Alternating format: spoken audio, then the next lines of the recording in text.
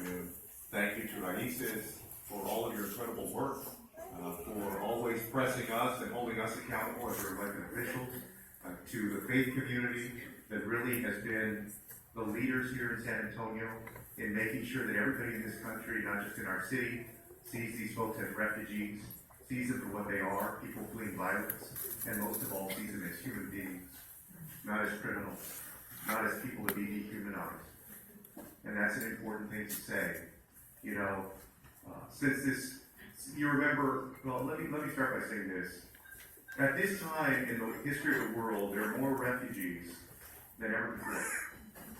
And a lot of the attention has been focused on what's going on in Europe, because Europe is facing its largest refugee situation since World War II. Much of that from the Syrian war. And that's obviously a very important event in a humanitarian situation that deserves attention. But in that conversation is often left out the fact that in our own home state, in our own home city, there are thousands and thousands of people who have come here seeking asylum and refuge. And we still have, you remember 2 summers ago, when all the news broke about tens of thousands of mostly women and children coming from the Northern Triangle countries of Central America here, you remember that there was all of this rhetoric and some of it ugly in the media and this alarm about lawbreakers, and there was missing in that a real humanity and seeing people for what they were. Folks who were fleeing violence, who were fleeing threats to their lives. And if you had a chance to talk to any of these women and children, you heard those stories. So I said at the time something that I still believe, that even though the letter of the law allows for folks to apply for asylum, I still think that in the United States, we've not completely adjusted our mentality to who we see as refugees to our country. We still,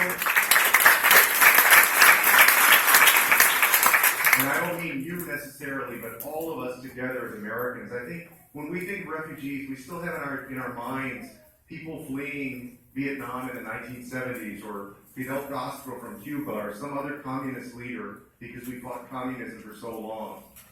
But the fact is that people who are fleeing organized drug gangs, violent drug gangs, can be just as much as a refugee as somebody who's fleeing a dictator in some other country.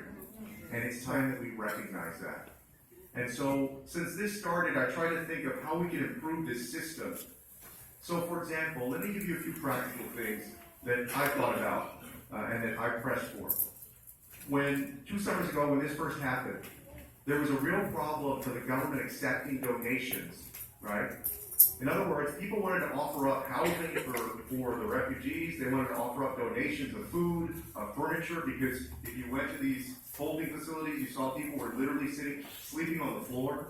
They wanted to offer up blankets, and there was no formal way to accept any of that.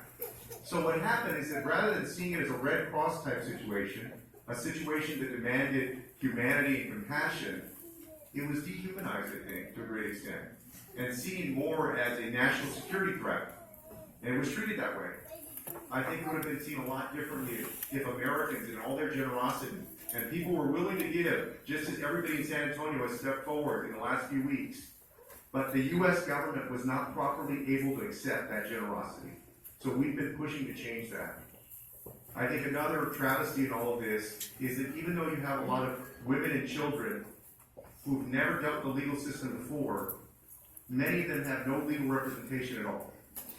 Imagine going in front of a judge, having no idea what the court proceeding is going to be like, no idea about the legal arguments you're supposed to make, and being expected to make the legal case for yourself as an asylee. For many people, that's nearly impossible. So that's why I think the incredible work that ISIS has done and other groups have done, all the volunteer lawyers who have come in to places like Dilley and Karnes to help out, is just invaluable. And then finally, in this last congressional term, I helped spearhead an effort with Luis Gutierrez, Lucille Ballard, Standing Hoyer, and others in Congress to go down to Karnes and Dilley. We went down there, we pressed ICE and the administration to close the facilities, to find better arrangements for these folks.